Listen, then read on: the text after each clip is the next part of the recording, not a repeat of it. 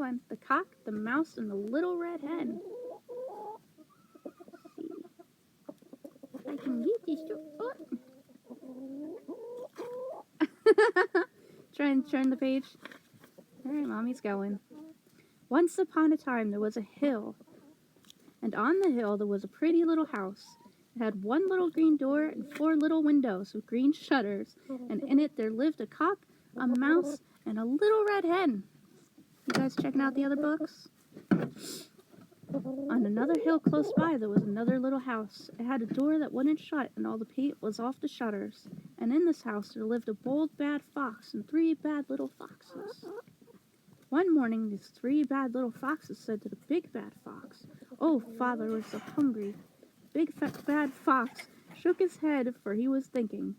At last he said, "On the hill over there I see a house, and in that house there lives a cock, squirrel, and a mouse and a little red hen," screamed the 3 little foxes, "and they are nice and fat," went on the big bad fox. "This very day I'll take my sack, and I will go up that hill in that house, and into my sack I will put the cock and mouse and the little red hen." What was happening to the cock and the mouse and the little red hen at all this time? Well, sad to say, the cock and the mouse had both got out of bed on the wrong side that morning. They came grumbling down to the kitchen where the good little red hen was bustling about. "Who will get some sticks to light the fire with?" she asked. "Not I," said the cock. "Nor I," said the mouse. "Then I'll do it myself," said the little red hen. So off she ran to get the sticks. "And now who will find the kettle from the spring?" she asked. "Not I," said the cock. "Nor I," said the mouse.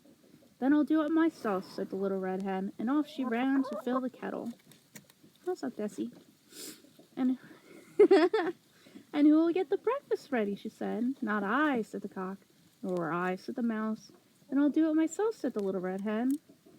All breakfast time the cock and the mouse grumbled.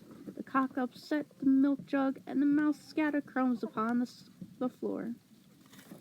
Repeat that. "Who will clear away the breakfast?" asked poor little red hen. "Not I," said the cock. "Nor I," said the mouse. "Then I'll do it myself," said the little red hen. So she cleared everything away. "And now who will help me to make the beds?" "Not I," said the cock. "Nor I," said the mouse. "And I'll do it myself," said the little red hen, and she tripped away upstairs.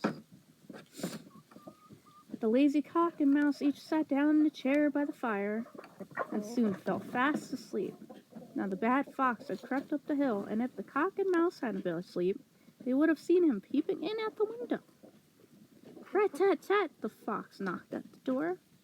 "It's the postman, perhaps," said the mouse, half opening his eyes. "He may have a letter for me." So without waiting to see who it was, he lifted the latch and opened the door. As soon as he opened it, in jumped the big fox. Oh, squeaked the mouse as he tried to run up the chimney. "Doodle, doodle, doo!" screamed the cock as he jumped on the back of the biggest chair.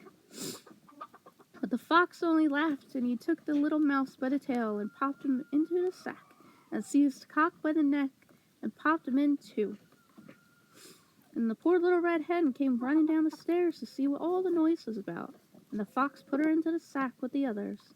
Then he took a long piece of string out of his pocket, wound it round the mouth of the sack. After that he threw the sack over his back, and off he sat down the hill. "Oh, I wish I hadn't been so cross," said the cock. "Oh, I wish I hadn't been so lazy," said the mouse. "Come over here, Phoenix." "It's never too late to mend," said Little Red Hen, "and don't be too sad. See, here I have my work bag, and in it there is a pair of scissors, and a needle and thread. Very soon you will see what I'm going to do." Now the sun was very hot, and soon Mr. Fox began to feel his sack was heavy. And at last he thought he would lie down under a tree. So he threw the sack down, and very soon fell fast asleep. Snore, snore, snore, went the fox. That was a sneeze. As soon as the Little Red Hen heard this, she took out her scissors and began to snip a hole in the sack just large enough for the mouse to creep through. "Quick," she whispered to the mouse, "run as fast as you can and bring back a stone just as large as yourself." Out scampered the mouse, and soon came back dragging the stone after him. "Push it in here," said the Little Red Hen, and he pushed it in. Then the little red hen snipped away at the hole till it was large enough for the cock to get through. Quick, she said. What are you doing? Run and get a stone as big as yourself. Out flew the cock and soon came back with a big stone, which he pushed into the sack too. Then the little red hen popped out, got a stone as big as herself, and pushed it in. Now she took out her needle and thread and sewed up the hole. When it was done, the cock and the mouse and the little red hen ran home very fast, shut the door after them, drew the bolts, shut the shutters, and felt quite safe. What you doing, you weirdo? Princess.